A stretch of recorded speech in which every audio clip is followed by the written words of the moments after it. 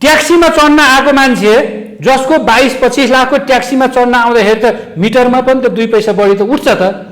तपाईँ दुर्घटनामा मर्यो भने तपाईँको जान परिवार पाल्ने कसले? तपाईँको पछाडि 5 जना परिवार हुन्छ। त्यो 5 जना परिवारको बिचल्ली भएन, त्यो ग्यारेन्टी कसले गर्ने? अनि तपाईँको पसिनाबाट, उहाँहरूको पसिनाबाट, हामी नेपालीको पसिनाबाट जो मरे पनि नेपाली मर्यो, जो दुर्घटनामा पर्यो नेपाली पर्यो। पसिनाबाट बेचेर चाहिँ पैसा कमिसन लिने पठाओ कम्पनी, कमिसन पुर्याउने बङ्गलादेश, अनि अपाङ्ग र दुर्घटना पाल्ने चाहिँ नेपाली। त्यो 60,000 को बाइक, 60,000 देखि 1 लाखसम्मको बाइकले एउटा 22-23 लाख रुपियाँ पर्ने ट्याक्सीको चाहिँ 14 रुपियाँ फ्ल्याग डाउन। अनि त्यो 50-60,000 पर्ने बाइकले चाहिँ तपाईँको चाहिँ आफू खुसी 40 रुपियाँ फ्ल्याग डाउन राखेर काम सेवा दिइरहँदा राज्यको नियामक निकाय आजसम्म कहाँ सुतेर बसेको छ? हामी ट्याक्सी चालक के ढुङ्गा माटो खाने हो र?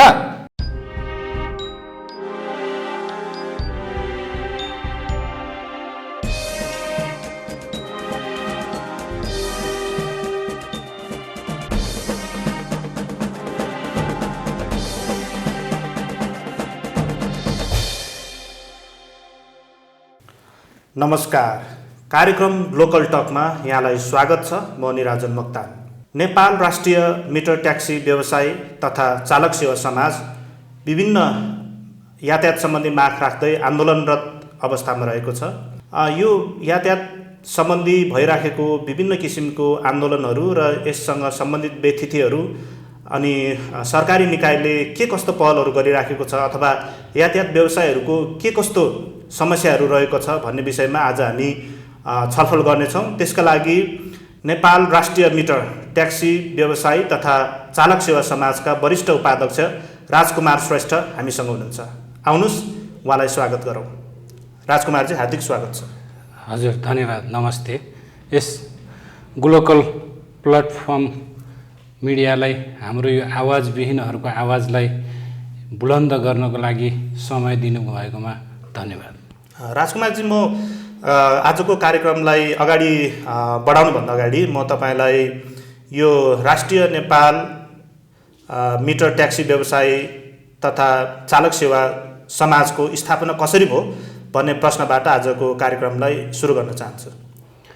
यो समाजको स्थापना एउटा यो व्यवसाय नै एकदम पीडादायी अवस्थामा लामो समयदेखि यो व्यवसायलाई अब एक त सबैले ठग लुटेर फटा भन्ने र त्यहाँमाथि राज्यले विभेद गरेर एउटा सबै चिजको भाडा महँगी बढ्दा यो व्यवसायको चाहिँ जुन यसमा युज हुने र यससँग संलग्न चिजहरूको चाहिँ महँगी बढाउने, यो चाहिँ व्यवसायमा काम गर्ने मजदुर यो व्यवसायको चाहिँ कुनै पनि भाडा समायोजन नभएको कारणले गर्दा अति नै पीडादायी अवस्थामा गुज्रेको कारणले गर्दा हामीले विगतमा तत्कालीन उपत्यका ट्याक्सी व्यवसायी तथा चालक सेवा समाज नामले स्थापना गरेर अहिले नाम परिवर्तन गरेर हामीले नेपाल अधिराज्यभरि नै अब यो व्यवसाय भनेको एक हुनुपर्छ। यसले चाहिँ अब शुद्ध व्यवसायी, राजनीतिक होइन, शुद्ध व्यवसायीको वकालत गर्नुपर्छ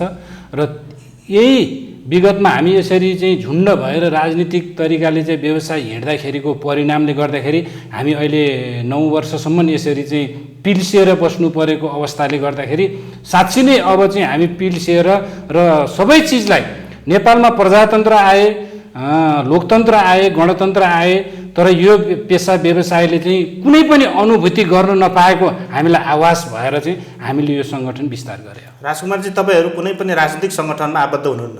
हामी व्यक्तिगत हिसाबले कोही जान्छ त्यसमा हाम्रो आपत्ति छैन, किनभने राजनीतिक एउटा आफ्नो व्यक्तिगत सिद्धान्त हो। तर यो व्यवसाय गरेर यो व्यवसायको वकालत र यसको हितको लागि तयारी भएको कार्ययोजना र कुनै पनि गतिविधिमा चाहिँ यो मेरो सरकार, यो तेरो सरकार, अहिले गर्ने अहिले नगर्ने हुन्न भन्ने हुन्न।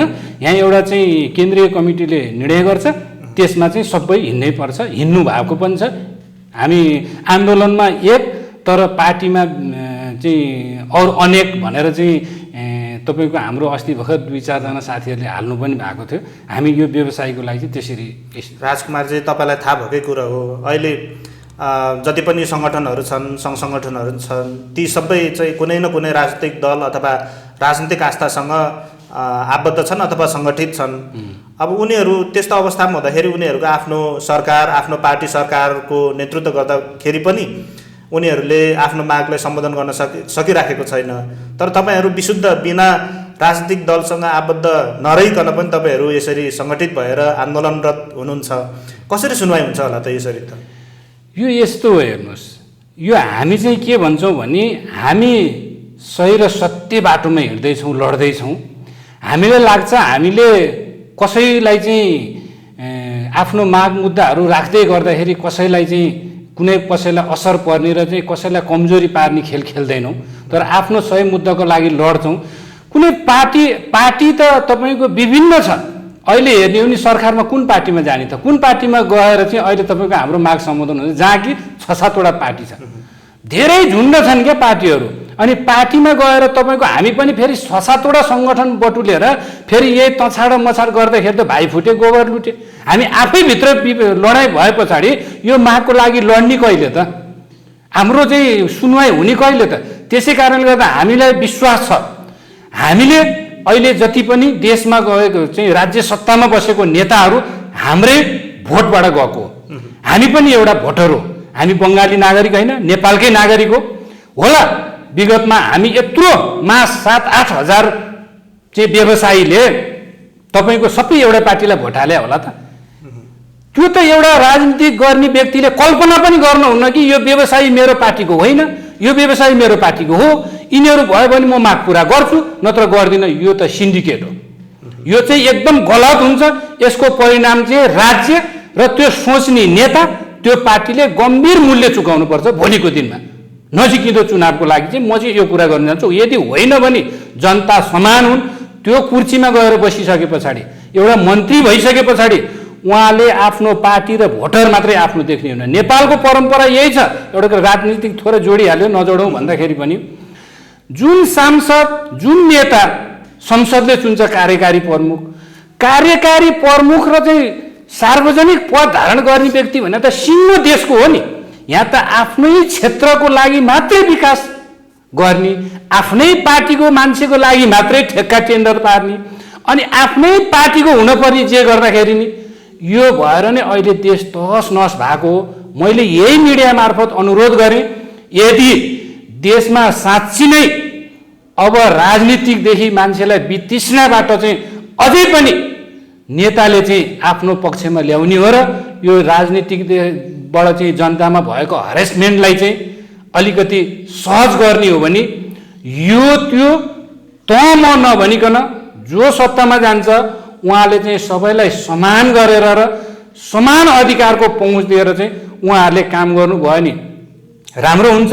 नत्र भने मेरो अनुभवमा चाहिँ यही तरिकाले र अहिलेकै तरिकाले चाहिँ राजनीति गरेर अबको दिनमा चाहिँ अलि असिलो पर्ला भन्ने मेरो चाहिँ व्यक्तिगत विचार छ। राजकुमारजी, अहिले अब यो सरकारले सिन्डिकेट, यातायात क्षेत्रमा भएको सिन्डिकेट पनि अन्त्य गरिसकेको छ। तपाईँहरू अहिले फेरि आन्दोलनमा हुनुहुन्छ। के माग राखेर आन्दोलन गरिराख्नु भएको छ? सिन्डिकेट त अन्त्य भइसक्यो नि त। सिन्डिकेट राज्यले अन्त्य गर्यो, मलाई यो एकदम अचम्म लाग्छ, हाँसो लाग्छ। सिन्डिकेट भनेको के हो? यातायात व्यवसायले कहाँनिर र कस्तो सिन्डिकेट गरेको थियो? त्यो त राज्यमा बस्ने यिनै दलालहरूले गरे सिन्डिकेट हो। कुनै व्यवसायले सिन्डिकेट गरेको छैन। अझै पनि सिन्डिकेट छ यातायात क्षेत्रमा। कहाँनिर छ त्यो खोज्न जाउँ न, हामीलाई थाहा छ। तपाईँको सिन्डिकेट बन्द गर्ने नाउँमा जब यो चाहिँ दलालहरूले, केही दलाल पुँजीपतिहरूले चप्पल लाएर आएर काठमाडौँमा एउटा चाहिँ अवैध कालो धन जम्मा गरे, त्यो कालो धनलाई सेतो बनाउनको लागि राजनीति गरेर यो यातायात क्षेत्रमा चाहिँ कालो धन सेतो बनाउन सिन्डिकेट खारेजीको नाउँमा विभिन्न गाडीहरू हाले। अहिले पनि सिन्डिकेट कहाँ छैन? तपाईँ आफै भन्नुहोस् न। सिन्डिकेट छ भन्नुहोस् त, 1 2 3 गरेर। तपाईँको रत्न पार्कबाट काँडाघारी चल्ने गाडी मानौँ सपोज एउटा कुरालाई, त्यो ठाउँमा गएर मैले अर्को चाहिँ के अरे चाहिँ महानगरको पालिकाको गाडीले चाहिँ मान्छे उठाएर लिएर हिँड्न पाउँछ? पाउँदैन नि। उनीहरूको रोड त तोकेकै छ त राज्यले। यो सिन्डिकेट राज्यले, हामीले त्यो व्यवसायीले लगायो होइन क्या, राज्य आफैले सिन्डिकेट लगायो भनेको छ। किन लगायो भनेको छ भने भाडाको कालो नम्बर प्लेट दिएको छ, अनि तँ यो बाटोदेखि यहाँदेखि यहाँसम्म मात्रै गुड्ने भनेको छ, अनि त्यो क्याटेगोरी तोकिदिनु भने राज्यले सिन्डिकेटलाई होइन, अनि सिन्डिकेट व्यवसायीलाई थुपार्ने, पैसा लिँदाखेरि होल सबै ठाउँमा चल्न पाउने भनेर चाहिँ सबै सार्वजनिक बसहरूलाई दियोस् त, चल्न सक्छ। त्यहाँनिर त प्यासेन्जरले कति दुःख पाउँछ भन्नुहोस् त। एकचोटि सुरुमा मलाई अनुभव छ, सिन्डिकेट तोडियो राज्यले भनेको न्युमा, रिङ रोडबाट चल्दै आएको गाडी सुरुमा पेप्सी कोला भनेको थियो, कोटेश्वर आएपछि 7 दोबाटीतिरको 14 जना मान्छे पर्यो, काँडा गाडी जाने 6 जना मान्छे पर्यो, 14 जनातिर भाततिर चाहिँ गाडी लगेर त्यहीँनिर झार्दियो।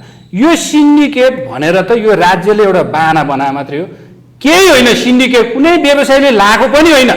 फ्रिडम व्यवसाय गर्न पाउनु कसरी पाएका छन् भन्दा पहिला 20वटा गाडी थियो नि, अहिले 30वटा बनाउन पाउँछ, जहाँ पनि पाउँछ। तर सिन्डिकेट त राज्यले त रोड पर्मिट यहाँदेखि यहाँसम्म जा भन्ने त्यो बाटोमा मात्रै हिँड, अन्त नहिँड भने त राज्यले लाउन बाध्यपना हो नि त। त्यो व्यवसायलाई एउटा चाहिँ आरोप लाएर उहाँहरूले कालो धन सेतो बनाउनलाई विभिन्न बाहनामा अरू मयूर ऐन जस्ता टोली चाहिँ गाडीहरू हालेर उहाँहरूले कालो धन सेतो बनाउने एउटा चाहिँ माध्यम मात्रै हो। यो कुनै सिन्डिकेटै होइन, यातायात क्षेत्रमा सिन्डिकेटै छैन। राज्यले नै बरु यातायात क्षेत्रलाई सिन्डिकेट लायो। कसरी सिन्डिकेट कायमै छ? हजुर, अझै पनि राज्यद्वारा सिन्डिकेट कायमै छ। सिन्डिकेट कायमै छ। एक त पर्मिटको सिन्डिकेट भइहाल्यो, तपाईँलाई मैले भनिहालेँ होइन।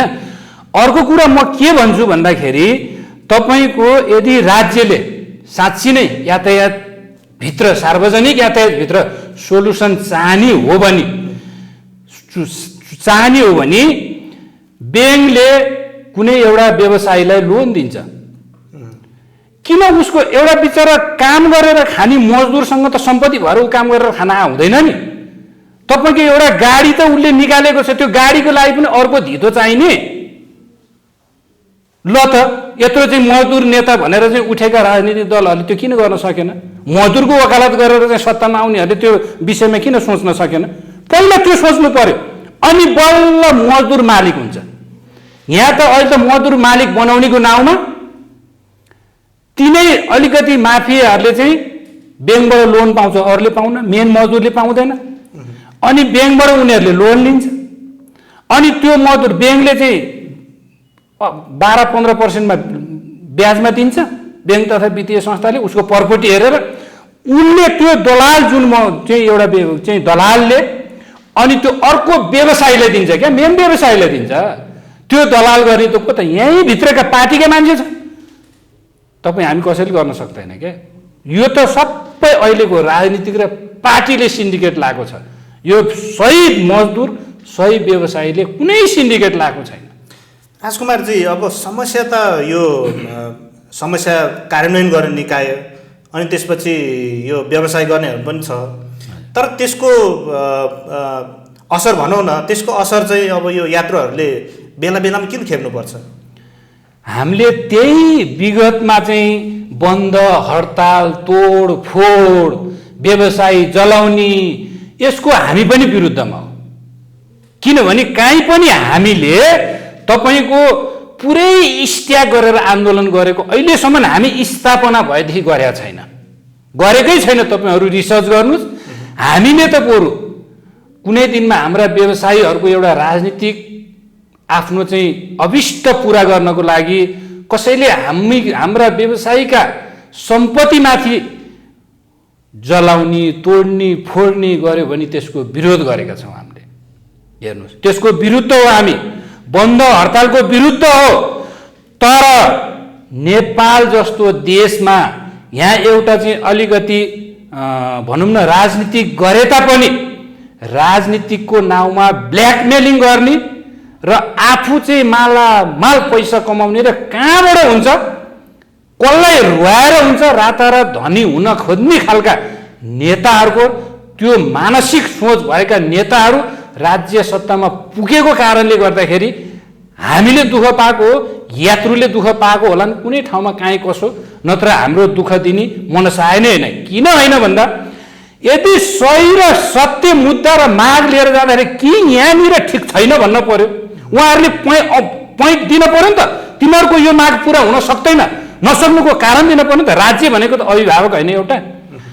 मैले एउटा अभिभावक, म पनि अभिभावक, राज्यको नभए म घरको हो। जब मेरो घरमा मेरो बालबच्चा मेरो परिवारमा समस्या आउँछ, मेरो एउटा बच्चाले चाहिँ मलाई पैसा चाहियो भन्छ भने त मेरो बच्चालाई किन चाहियो पैसा, के को लागि चाहियो, कलेज फी तिर्ने हो कि गाडी भाडाको लागि, त्यो मैले बुझ्नु पर्यो होइन अभिभावक भएर। तपाईँको आज प्रदेश अन्तर्गत जुन लोकतन्त्र आएर पनि गणतन्त्र आएर जुन सङ्घीयतामा गयो, सङ्घीयतामा गएको पनि लगभग 5 वर्ष बित्न लागिसक्यो, आजसम्म हिजोसम्म भएको तपाईँको नीतिलाई परिवर्तन गरेर आज यो भाडा नीति र यातायात सार्वजनिक सवारीको नीति पनि बनाएको तपाईँको 5 वर्ष त पुग्न लाग्यो नि त प्रदेश सरकार भएपछि। खालि तलब र भत्ता मन्त्री आफ्नो सुविधा मात्रै लिएर हिँड्ने, हामी आवाज उठाउँदा उठाउँदा उठाउँदा उठाउँदा उठाउँदा उठाउँदा कर चाहिँ तपाईँको वर्षै पछि डबल बढाउने, 69 सालदेखिको अहिले हेऱ्यो भने 200% भन्दा बढी पुगिसक्यो। अनि यातायात के आवाज उठाउनु भएको छ 1 2 3 गरेर भन्नुहोस् त। अहिले तपाईँहरू दोस्रो चरणको आन्दोलनमा पनि हुनुहुन्छ, सायद आज सक्यो होइन तपाईँहरूको आन्दोलन दोस्रो चरणको? हो। के माग राखेर तपाईँहरू आन्दोलनमा हुनुहुन्छ? हाम्रो माग भनेको सर्वप्रथम 1 नम्बरमा अहिलेको माग भनेको समय सापेक्षित वैज्ञानिक भाडा दर लागू हुनुपर्छ, जुन राज्यको निकायबाट नै तपाईँको चाहिँ त्यो चाहिँ एउटा चाहिँ अहिलेको चाहिँ आइटीबाट नै पुरै चाहिँ भेरिफाई भएर 45% सम्म यहाँको महँगी जुन गाडीको चाहिँ राज्यले बढाएको कर 100% भन्दा 200% सम्म बढाएको कर र चाहिँ अहिलेको चाहिँ बजार भाउ महँगी र तपाईँको पार्ट्स लुब्रिकेट्स जुन गाडीलाई युज हुने साधनको यो जुन महँगी अनुसार 45% सार्वजनिक सवारी साधनमा हाम्रो लोकल लेभलमा भाडा बढ्नुपर्ने एउटा प्रतिवेदन तयार पारेको छ। आज अहिले जुन महँगी बढिराखेको छ हो त्यसको आधारमा 9 वर्षलाई चाहिँ पार्ट्सहरुमा जति मूल्य बढेको छ त्यसको अनुपातमा सार्वजनिक भाडा पनि बढ्नु पर्यो। 9 वर्ष भइसक्यो अन्त त्यो 9 वर्षको अन्तराललाई रिसर्च गर्दाखेरि। अर्को छ हाम्रो पञ्जीकरण सम्बन्धमा जुन हजुरले भन्नुभयो सिन्डिकेट राज्यले खारेज गर्यो भनेर चाहिँ भन्यो के, राज्यले त उल्टो सिन्डिकेट लाउने वातावरण बनायो र आफूले कर उठाउने एउटा पोलिसी बनायो सिन्डिकेट खारेजीको नाउँमा। हिजो एउटा सङ्घ संस्था समूह भएर चलिरहेको गाडीलाई त कम्पनीमा जानै पर्छ अनिवार्य, त्यो कम्पनीमा जानुपर्छ भनेर राज्यले तोक्या चाहिँ सिन्डिकेट होइन हो कि ल भन्नुहोस् त। आम नागरिक तपाईँ पत्रकारले बुझ्नु, राज्यले चाहिँ जे तोक्न नि पाउने, उनीहरूले चाहिँ मर भन्न नि पाउने, लड भन्न नि पाउने, गर भन्न पनि पर्ने, त्यसको त्यो गर्न सक्छ कि सक्दैन, त्यो गर्न सक्ने सम्बन्ध चाहिँ अवस्थाको हो कि होइन। हामीले कर त तपाईँको 2 थरी कर तिरिसकेका छौँ त, सवारी कर भनेर तिरेका छौँ, वार्षिक आय कर भनेर तिरेका छौँ। सवारी कर भनेको त्यही चाहिँ सवारी मान्छे बोके बापत तिर्ने कर होइन। अब तपाईँहरू कम्पनीमा गइसकेपछि चाहिँ के दिनु, के बढी? कम्पनीमा गइसकेपछि अहिले कम्पनी ऐन अन्तर्गत चले पछाडि कम्पनीलाई तिर्न पर्ने पञ्जीकरणको गाडी चाहिँ तिर्न पर्यो। अब राज्यले चाहिँ अहिले चाहिँ तपाईँको चाहिँ व्यवसायिक कर चाहिँ जुन नगरपालिकालाई तिर्न पर्यो, अफिसलाई चाहिँ के अरे चाहिँ कार्यालय खर्च तिर्न पर्यो, कार्यालय सञ्चालन खर्च तिर्न पर्यो, त्यही पञ्जीकरण भएको गाडीबाट तिर्ने होइन। अनि राज्य चाहिँ ट्याक्स उठाए विभिन्न बाहनामा, अनि व्यवसायले चाहिँ सिन्डिकेट लायो भन्ने राज्य त्यो त राम्रो होइन नि त। अभिभावक भएर त्यस्तो कुरा बोल्नु राम्रो होइन। अर्को कुरा राज्यले गर्नुपर्ने दायित्व हेर्नुहोस् न, त्यो ठिक छ कानुन बनायो त्यसलाई नियमन होस्, अझै नियमन भएको छैन। कम्पनी प्रणालीमा गयो भने मेरो आपत्ति छैन, तर त्यो जानु हुन्थेन। त्यसो गए पनि राज्यले नीति ल्यायो, हामी गयौँ, गइ नै सक्यौँ। म पनि एउटा प्रणालीको सञ्चालन गरेर नै बसेको छु, प्रणालीको अध्यक्ष पनि हो म, मेरो लालीगुराँस ट्याक्सी प्रणाली भन्ने छ।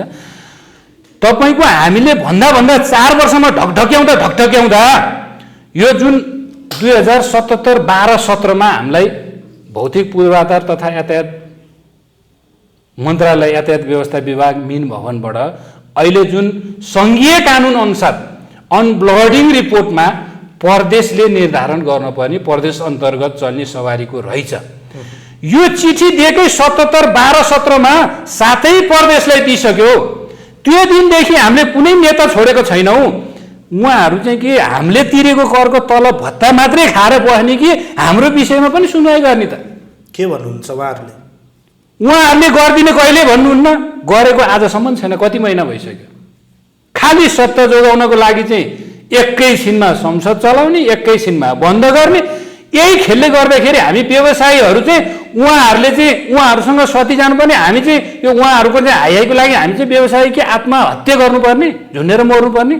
ब्याङ्कले तपाईँको ब्याज 8%मा चाहिँ दिएको चाहिँ 16 लगभग 2015-16मा 7-8% ब्याज ब्याङ्कको ब्याज थियो। अहिले तपाईँको 1 डिजिट भन्दा चाहिँ तल के अरे माथि ब्याङ्कको ब्याज हुनुहुन्न भन्छ, तपाईँको 14%सम्म एउटा ब्याङ्कले ब्याज वसुलिराखेको छ। त्यो चाहिँ व्यवसाय चाहिँ के अब त्यो आत्महत्या गर्ने हामीले तिर्नु पर्दैन, अनि हामीले तिरेन भने चाहिँ 2 महिना 4 महिनामा चाहिँ राज्यले नीति दिएर चाहिँ तपाईँको चाहिँ त्यो गाडी तान्ने, हाम्रो धितो तान्ने गरेर खोजे होइन। यस्तो समस्या राखिदिएर एउटा यातायात व्यवसायलाई 9 वर्ष यसैले पिर्सिएर राखेको छ। राज्यको छिटै आँखा खोलोस्, नभयो भने गम्भीर परिणाम यहाँनिर राज्य या हाम्रो अहिलेको नेताहरूले एकदमै भोग्नुपर्छ। हामी व्यवसाय यो मागको सुनवाई भएन भने तपाईँहरू के गर्नुहुन्छ, थप के गर्नुहुन्छ? हाम्रो चरणबद्ध आन्दोलनको त हाम्रो घोषणा, हामी त कुनै हालतमा आन्दोलनको प्रक्रिया त रोक्दैनौँ, तर त्यो यही गर्छु भनेर भन्नको लागि चाहिँ हाम्रो केन्द्रीय समितिबाट र हामीले चाहिँ केन्द्रीय समितिबाट पनि गएर चाहिँ हामीले महासङ्घसँग जुन नेपाल सार्वजनिक यातायात केन्द्रीय महासङ्घसँग हाम्रो चाहिँ एउटा चाहिँ लिङ्क छ। हामी दुईटै पक्ष, हामी तिनटै कतिजना चाहिँ सहभागी छ, हाम्रो वर्गीय सङ्गठनहरू छ महासङ्घ अन्तर्गत। उहाँहरू सबै बसेर के गर्दा ठिक हुन्छ, अब चाडबाड पनि नजिकिँदो छ, अब के गर्दा ठिक हुन्छ, राज्यको रेस्पोन्स कस्तो आउँछ। अब हामीले यो चाडबाडलाई चाहिँ केही अब हामीले जनतालाई दुःख दिने हाम्रो मनसाय कति पनि छैन। अब राज्यले बाध्यता पार्यो भने फेरि त्यसमा अब हामी पनि पछाडि हट्ने कुरा नि भएन, किनभने हामीले सती गएर हामीले चाहिँ आत्महत्या गर्न पर्ने अवस्थामा गएर तपाईँको चाहिँ अब कसैलाई चाहिँ बचाउन सकिन्न, आफू मरेर बचाउन नसकेला। त्यसको लागि के गर्ने भन्ने कुरा चाहिँ अब दोस्रो चरणको आन्दोलनसम्म हाम्रो यो विज्ञप्ति निक्लिसकेको छ, तपाईँसँग छँदैछ। तेस्रो चरणको आन्दोलनको लागि चाहिँ फेरि विज्ञप्ति आउँछ, त्यस पछाडि हाम्रो सुरु हुन्छ। राजकुमारजी, अब चाडबाडहरू पनि नजिक आउँदैछ, यो बेलामा यात्रुहरू चाहिँ अब भित्र बाहिर गर्ने, अब चलपल गर्ने क्रम अब बढ्दैछ। यो बेलामा फेरि तपाईँहरू आन्दोलन हडताल गरेर यात्रुहरूलाई दुःख दिने काम त गर्नुहुन्छ होला नि? त्यो हुँदैन, दुःख हामी दिँदैनौँ, यात्रुहरूलाई दुःख दिँदैनौँ। यात्रुहरू भनेको हाम्रो भगवान हुन्, हामीले भगवान मान्छौँ। हामी यात्रुसँग कुनै गुनासो छैन। सिर्फ राज्यले गरेको विभेदकारी नीति, राज्यले कसरी विभेदकारी नीति गर्यो भन्दाखेरि हामी सार्वजनिक यातायातलाई तपाईँको हाम्रो एउटा सडक ऐन भन्ने नि हामीले त्यहाँ एउटा मागमा राखेको छौँ। सडक ऐन भनेको के? यो नीति निर्माण के हामी व्यवसायले गरे हो? यो कानुन हामी व्यवसायले बनाए हो? होइन नि त। कानुन बनाउनु त उनीहरै होइनन्, नेताहरू होइनन्। आफूले बनाए कानुन मान्नु पर्दैन।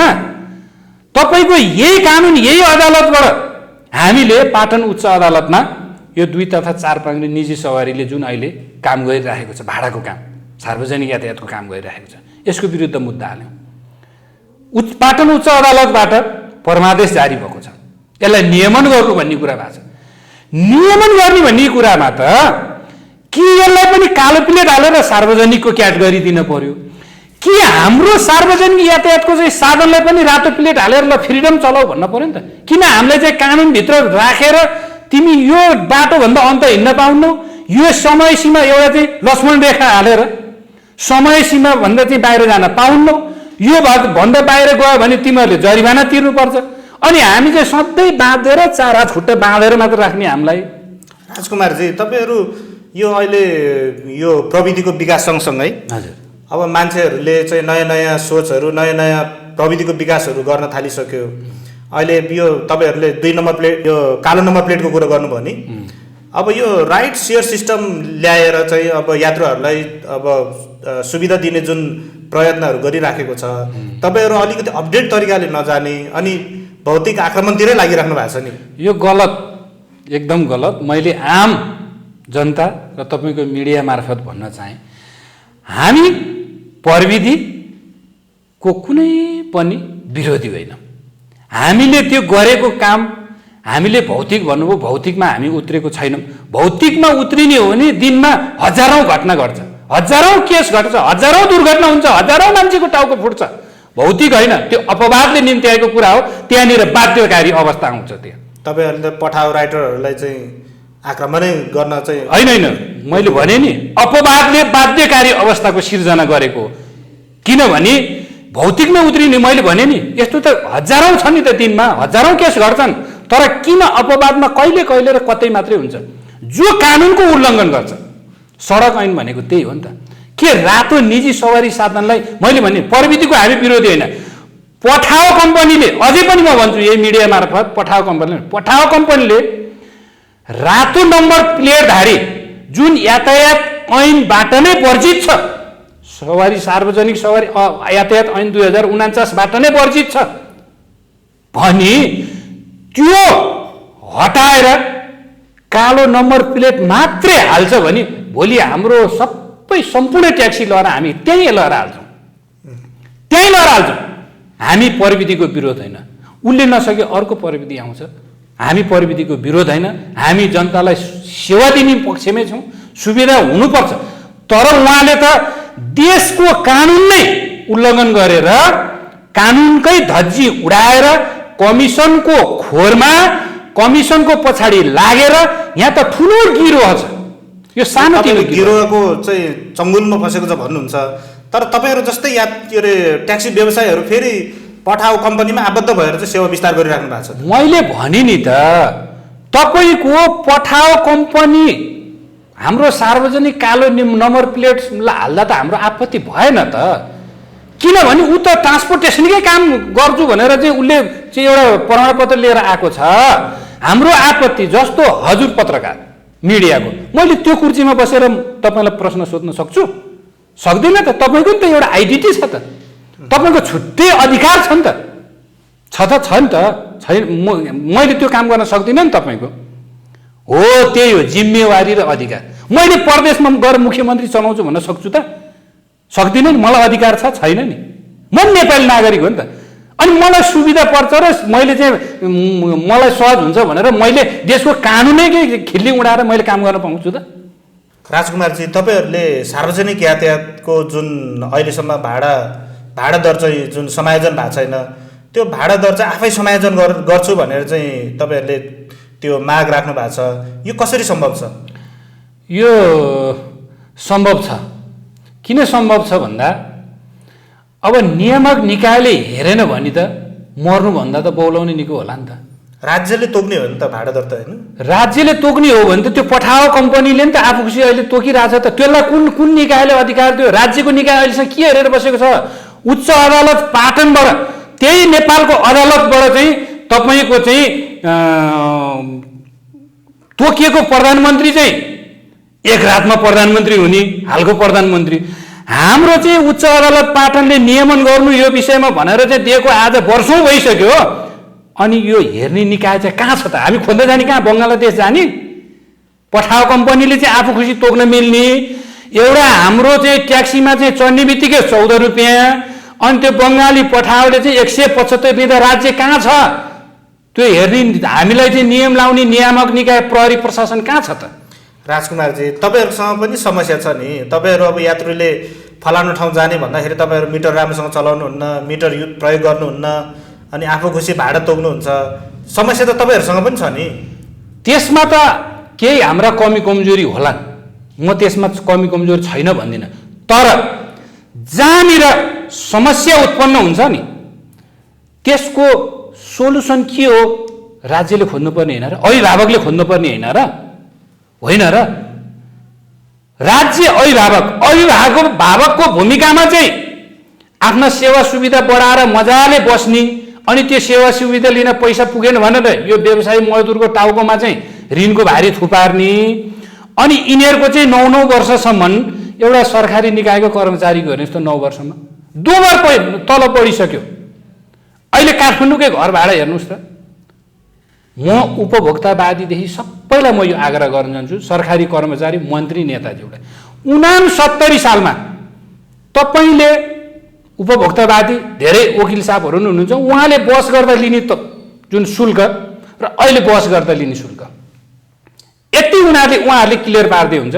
र उहाँहरू अलिकति अब वकिल साहबहरू अब जसरी पनि पैसा कमाउनु भएको छन्, उहाँहरूले काठमाडौँमा घर बनाउनु, उहाँहरूले दिएको कोठा भाडा, हामी जस्तो मजदुरलाई उहाँहरूले 69 सालको रेटमा चाहिँ 1500मा भाडा दिनु कोठा दिन सक्नुहुन्छ? हुन्न नि त। हामीले त 69 को रेटमा चाहिँ काम गरिरहेछौँ। अनि अहिले आएर चाहिँ 88 79 को चाहिँ उसमा चाहिँ काम गर्न सक्छ? त्यतिखेरको रेटमा 79 मा आएर हामी काम गर्न सक्छौँ त? हामीले के खाने? हामीले चाहिँ ढुङ्गा माटो खाने। तपाईँहरू आफै मूल्य तोक्नुहुन्छ। हामी मूल्य तोक्छौँ। किन तोक्छौँ भन्दा यदि पठाओ कम्पनीले आफू खुसी मूल्य तोकेर तपाईँको चाहिँ काम गर्छेन भने हामी पनि डराउँथ्यौँ। यहाँ त जसले जे गर्दै नि हुने रहेछ त। राज्य के हेरेर बस्यो अहिलेसम्म? त्यो 60,000 को बाइक, 60,000 देखि 1,00,000सम्मको बाइकले एउटा 22-23 लाख रुपियाँ पर्ने ट्याक्सीको चाहिँ 14 रुपियाँ फ्ल्याग डाउन।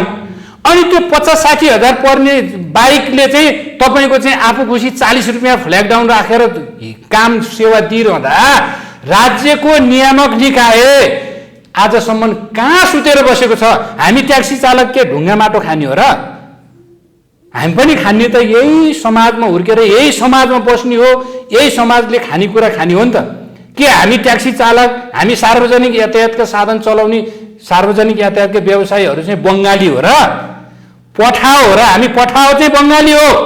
हाम्रो नेपालको चाहिँ तपाईँको चाहिँ उसले कति इन्कम गरेको छ दिनमा हेर्ने हो भने त्यो कसले हेरेको छ, कहाँबाट हेरेको छ, कुन निकायले हेरेको छ, उसको इन्कम कति, उसले चाहिँ राज्यलाई तिरेको टिडिएस कति? हाम्रो 12,000 ट्याक्सीले तपाईँको सवारी कर मात्रै तिर्दाखेरि नि एक वर्षमा एउटा ट्याक्सीले तपाईँको अहिले कति 4500 कि 4600 रुपियाँ छ। उसको एउटा ट्याक्सीको कमाई उसले वर्षमा त्यति तिरेको छ। एउटा बाइकले कति कमाउँछ? त्यो बाइकले हाम्रो जस्तै ट्याक्सीको मूल्य निर्धारण गरिदियोस् त त्यो बाइकले। त्यसलाई चाहिँ गर्नु पर्दैन। हामी चाहिँ सौताको छछरी हो राज्यको। होइन, तपाईँहरूको समस्या चाहिँ यो पठाओ कम्पनी हो कि राज्यसँग हो कि? हाम्रो समस्या भनेको कम्पनीसँग नि होइन, ऊ त तपाईँको चाहिँ एउटा कम्प्युटरको पार्ट्सहरूलाई चाहिँ मरामत गर्ने बेच्ने भनेर उहाँ उसको विधानमा छ। यो राइड सेयरिङको त कामै छैन। यो त राज्यका चाहिँ एकदम दलाल माफिया नेताहरूसँग मिलेर उसले यो काम गरिरहेछ। यो उसले काम गर्न पाउने नै होइन। यदि सही कानुन सही नियम नेपालमा लाग्ने हो र यदि नेपाल चाहिँ साँच्ची नै नियम के अरे चाहिँ कानुनी राज्य हो भने यो त उहाँले गर्नै पाउनुहुन्न।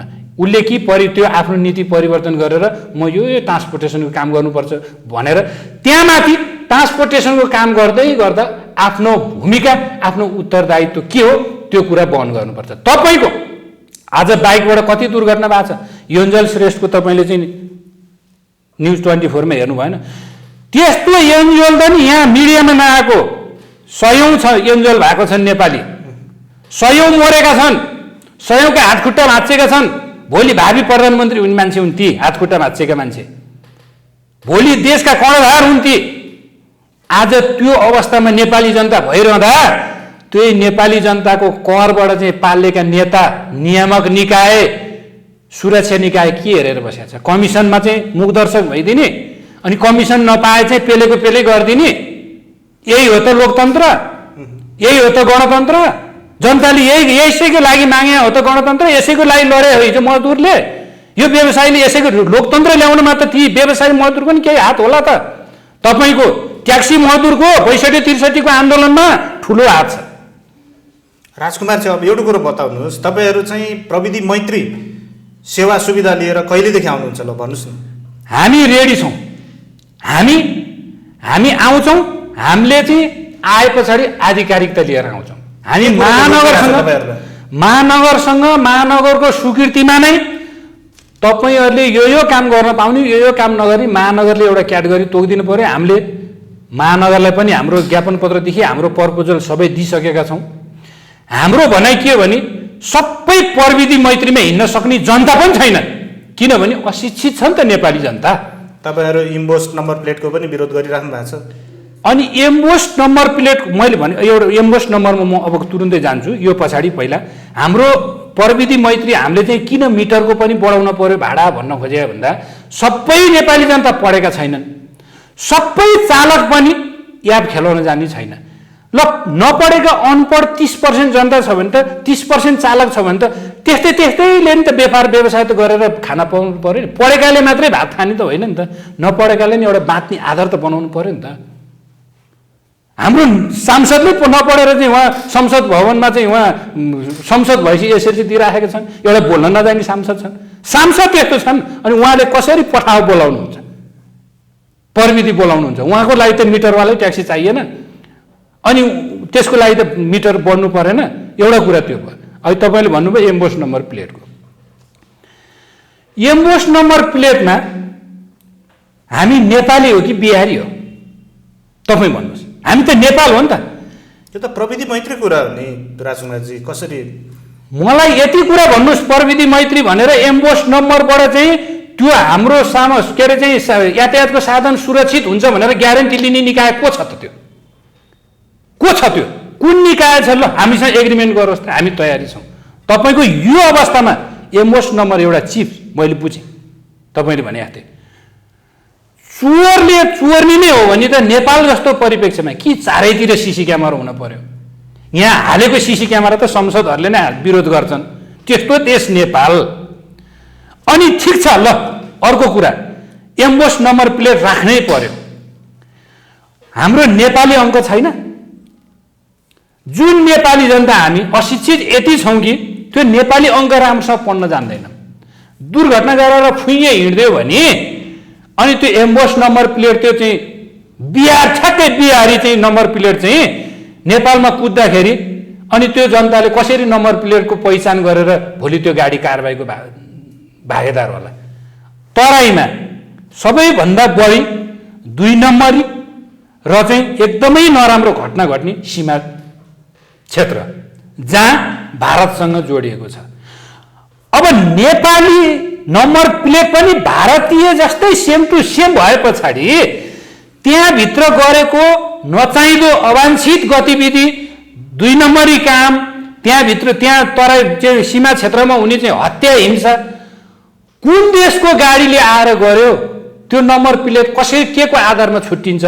नम्बर हेर्दा पुरै बिहार छ, त्यहाँ कुनै छैन अरू, ठ्याक्कै बिहारीपन छ भनी एउटा अशिक्षित नपढेको जनताले इन्डियाको गाडी भन्ने कि नेपालको गाडी भन्ने त्यो सोच्नु पर्दैन। यो इम्बोस नम्बर सुरक्षित भएन हो, बुझ्ने सजिलोसँग बुझ्ने खालको छैन। एम्बोस नम्बर नै हाल्ने हो भने यो त हाम्रो जति पनि नेपालको चाहिँ गतिविधि, नेपालको चाहिँ एउटा सेक्युरिटी भारतलाई जिम्मा लाउने मात्रै काम हो। किन यो एम्बोस नम्बरको पुरै डाटा र रिसर्च त भारतले गर्ने भयो नि त, इन्डियाले गर्ने भयो नि त। नेपाली कोसँग कहाँनिर कुन निकायले गरेको छ ल? यातायात विभागको कहाँनिर छ ल? हामी हेरौँ त, हामीलाई देखाउँ न त ल। कुन मन्त्रालय अन्तर्गत कुन विभागले गरेको छ? नेपाली अङ्क छैन। त्यो भारतीय के अरे चाहिँ इङ्ग्लिस अङ्क हालिन्छ, नेपाली अङ्क हालौँ न त, बरु हामी त्यो स्वीकार्छौँ। नेपालीपन त झल्क्यो नि त। राजकुमारजी, अब तपाईँहरूको अर्को माग चाहिँ 20 वर्षभन्दा पुरानो भएको सहरी साधनलाई चाहिँ मान्यता दिनुपर्ने भनेर राख्नु भएको छ।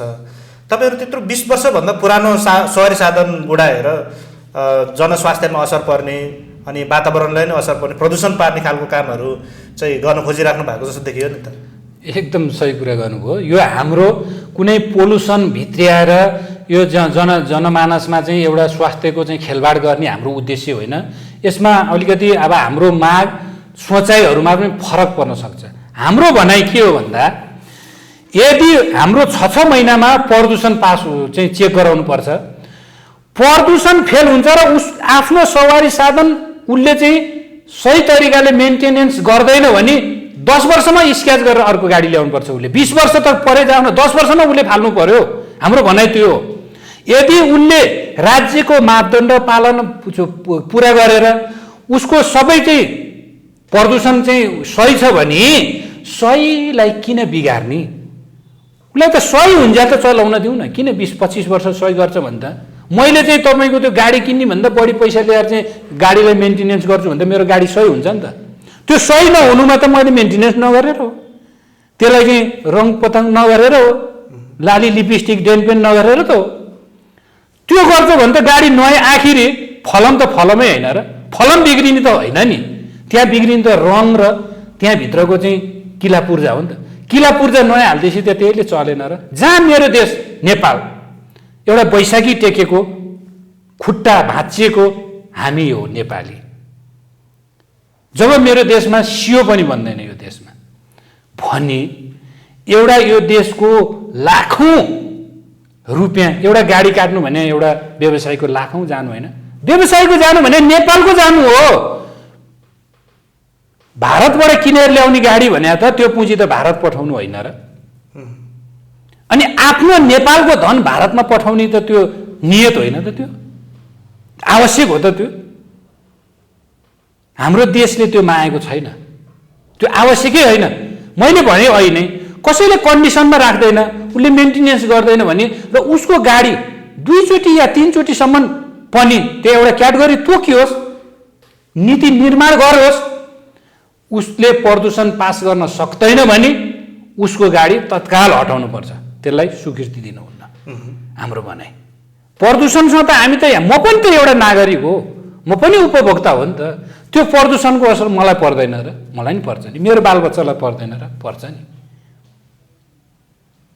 यही कुरा हो। हेर्नुहोस्, यहाँ हाम्रो कुनै त्यो 20 वर्ष हुनैपर्छ भन्ने होइन, 15 वर्षमा पनि जान सक्छ। 20 वर्ष चाहिँ जस्तो पनि गाडी चाहिँ त्यो प्रदूषणै पास नगरी गाडी चलाउन पाउँछ भन्ने होइन।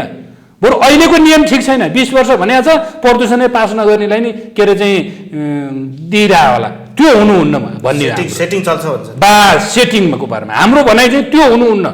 यदि पास हुँदैन भने 15 वर्षमा अर्को गाडी निकाल्छ, होइन भने राख्न पर्यो नि त, खर्च त गर्नु पर्यो नि त। पास हुन्छ, उसको कन्डिसन सही छ भने उसले जति वर्ष जुन दिनसम्म उसको कन्डिसन सही हुन्छ त्यो दिनसम्म उसले चलाउनु पाउनुपर्छ। त्यस पछाडि सही नभएको दिनबाट फेरि अर्को गाडी लिएर आउँछ। यातायात व्यवसाय तथा त्यसमा आबद्ध भएको मजदुरहरूले अहिलेसम्म कोभिडको खोपहरू पाएको छैन? पूर्ण रूपमा छैन। कोभिडको खोप भनेको छ तपाईँको अब यो महामारी, अब किनभने हामी धेरै जनसङ्ख्या छौँ, तपाईँको चाहिँ थोरै आउँछ, त्यसमा चाहिँ अब पहुँचवाला र ऊ चाहिँ बाँडीचुँडी गर्दा गर्दा नपाएर अस्ति नै हामीलाई अब हाम्रो चाहिँ केही राहतको लागि चाहिँ राज्यले सम्पूर्ण दिन नसक्दा UN-बाट अलिकति भएको छ, राज्यबाट पूर्ण चाहिँ हाम्रै लागि भनेर पूर्ण चाहिँ अझै भइसकेको छैन। यो कोभिडको खोप पनि यो अब फ्रन्ट लाइनमा काम गर्ने एउटा यातायात व्यवसायी मजदुरहरूलाई चाहिँ एउटा चाहिँ एकदम तोकेर नै त्यो ठाउँ नै तोकेर त्यसको लागि मात्रै सीमित गरियोस्। तर राज्यले त त्यस्तो व्यवस्था गरेको छ भनेर सूचनाहरू त जारी गरिराखेको छ। हामीलाई मात्रै भनेर कहीँ पनि तोकेको छैन, सबै वर्ष वर्ग चाहिँ समेटिँदाखेरि त्यहाँ स्थानीय तहमा अलिकति पहुँचवाला र पहुँच हुनेहरूको एकदम हालिमुहाली भएको कारणले गर्दा यातायात व्यवसायीहरू, किनभने यातायात व्यवसायी त प्रायः यहाँका कम छन्, अब उनीहरू त काठमाडौँमा बसेर व्यवसाय गर्दैछन्, काठमाडौँका नागरिक त धेरै कम छन्। अनि अब यहाँ त मैले अहिले भने पार्टीगत सिस्टममा त भोटर हेर्ने भए, भोटर हेरिदिँदाखेरि हाम्रो यातायात व्यवसाय र मजदुर अलिकति पीडामा पर्यो। भनेपछि अब यो खोपमा पनि राजनीतिकरण, तपाईँहरू कुनै पनि राजनीतिक तपाईँहरूको सङ्गठन राजनीतिक सङ्गठनमा आबद्ध नभएको कारणले गर्दाखेरि तपाईँहरू पछाडि पर्यो, पीडा छ। ल ठिक छ। त्यसो भए तपाईँहरूले अर्को माग राख्नु भएको छ ट्राफिक प्रहरीको यो कारबाही सम्बन्धमा, यो चाहिँ कस्तो खालको हो?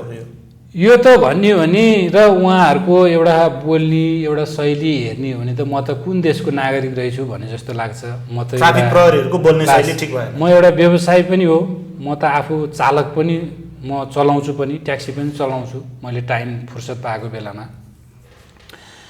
तपाईँको आखिरी सवारी साधन त एउटै हो नि, अनि मलाई चाहिँ यो ट्यागमा जाँदाखेरि कानुन लाग्ने कारबाही हुने, अनि ती चाहिँ रातो नम्बर प्लेटका चाहिँ गाडीहरू हिँड्दाखेरि चाहिँ त्यही ट्यागमा गएर चाहिँ त्यही ठाउँमा बस्दाखेरि उहाँहरूलाई कानुन कारबाही नलाग्ने। यो देशमा के कानुन दुईटा छ र? छैन नि।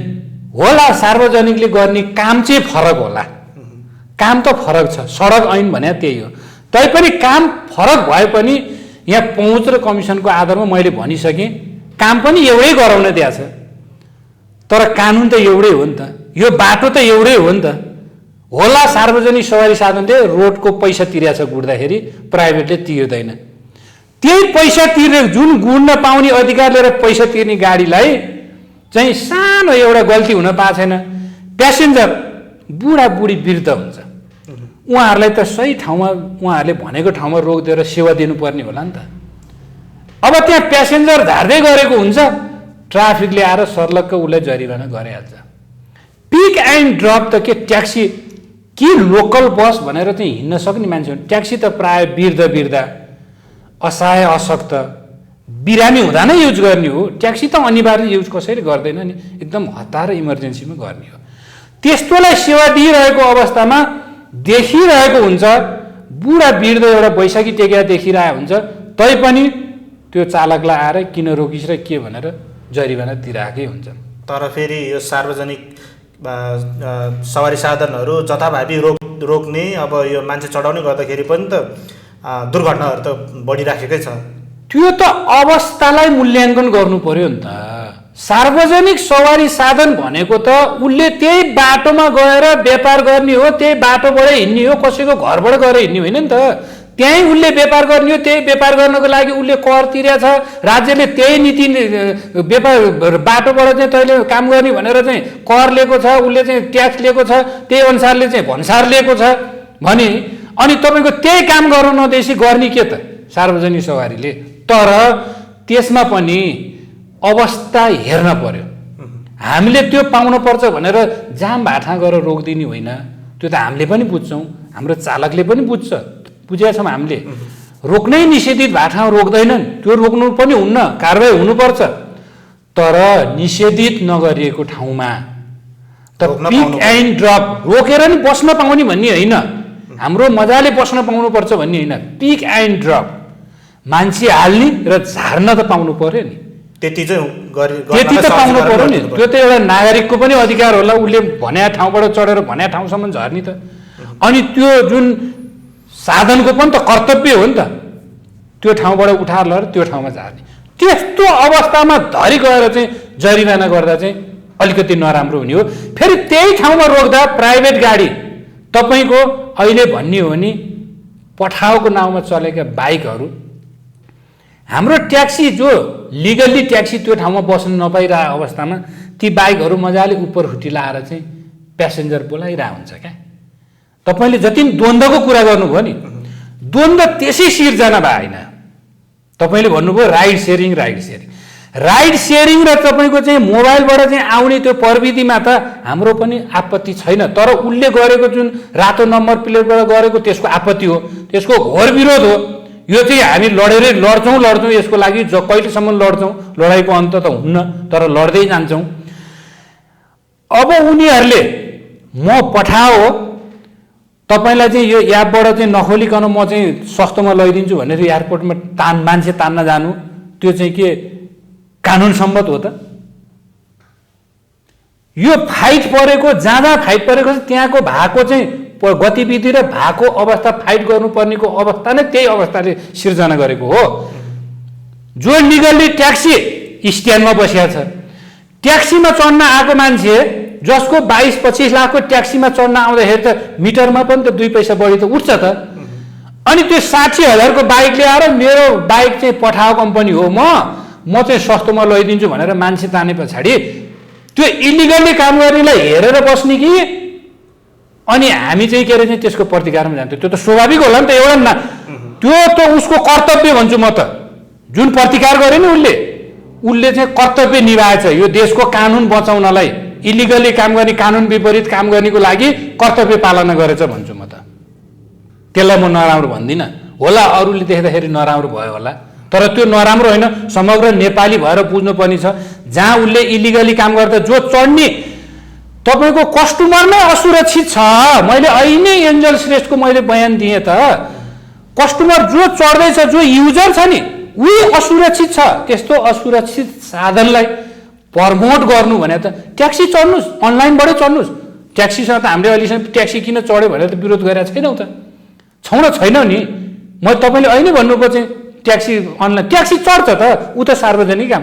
उसले बाइक पनि, हाम्रो बाइकसँग नै आपत्ति होइन। फेरि एउटा कुरा, राज्यले बाइक चाहिँ फेरि 2 पाङ्ग्रे पनि चाहिन्छ भन्यो भने त कालो नम्बर प्लेट दियोस्। राइडरको चाहिँ राइडर जुन चालक छ चलाउने उसको चाहिँ इन्सुरेन्स गरिदियोस्, दुर्घटना बिमा गरिदियोस्, कस्टमरको दुर्घटना बिमा गरिदियोस्। अस्ति भर्खर तपाईँको पुतली सडकमा एउटा राइडरले गएर चाहिँ कति वर्ष बुढीलाई हालेर बुढीको मृत्यु भएछ। बिचरा त्यो राइडर, हामीलाई त माया लाग्छ राइडर देखेर नि क्या, उनी बेचारा एउटा गरिब जनता हो। यहाँ त तपाईँको चाहिँ नेताहरूले चाहिँ उसलाई नियमन नगरिदिएर हो। त्यो राइडरलाई इन्सुरेन्स छैन, केही छैन, लगेर जेलमा हालिदिएको छ। उसको स्वास्नी विभिन्न ठाउँमा गएर 2 हात थापेर मलाई सहयोग गर्न पर्यो भनेर गएको छ। उसको जान परिवार, ऊ जेलमा बस्दा उसको जान परिवार भोकै छ। उसले त त्यो पठाओ कम्पनीले त्यसको जिम्मेवारी लिने कि नलिने, कमाएको जति चाहिँ जम्मै बेनिफिट आफू, पैसा पठाउने बङ्गलादेश नेपालीको पैसा, नेपाली नेता चाहिँ अलिकति कमिसन पावरमा टुवा हेरेर बस्ने, आफ्नो जनताको चाहिँ संरक्षण गर्ने, जनताको सुरक्षा गर्ने नेपाली नेताको, नियामक नेता सरकारको कर्तव्य होइन?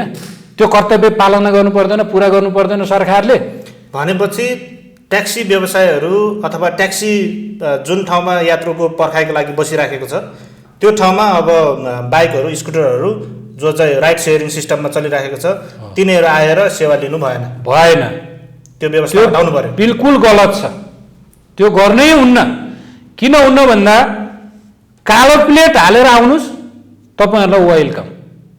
किनभने राज्यले नै तोक्दैछ, आवश्यक छ भने त राज्यले तोक्यो, गर्न पायो। तर रातो प्लेटमै म पठाओ राइडर भन्ने, ट्याक्सीको चाहिँ जक्सनमा गर्ने, ट्याक्सीले चाहिँ हाल्न लागेको टिप तान्ने, अनि मैले चाहिँ सस्तोमा लान्छु भन्ने। हायत होटलको खाना र यो फुटपाथको होटलको खाना चामल एउटै होइन र? त्यहाँ जाने तेल नुन नुन चाहिँ सुनको हुन्छ र? हुँदैन नि त। मूल्य त फरक पर्छ नि त। मेरो भनाइ के, मूल्य त फरक पर्छ नि त, लगानीको हिसाबले पनि फरक पर्छ नि त। कहाँको त्यो 60,000 को पठाओ बाइक अनि कहाँको त्यो 22-25 लाखको ट्याक्सी एउटै मूल्य हुन्छ त? अनि म सस्तो र म महँगो भन्न मिल्छ?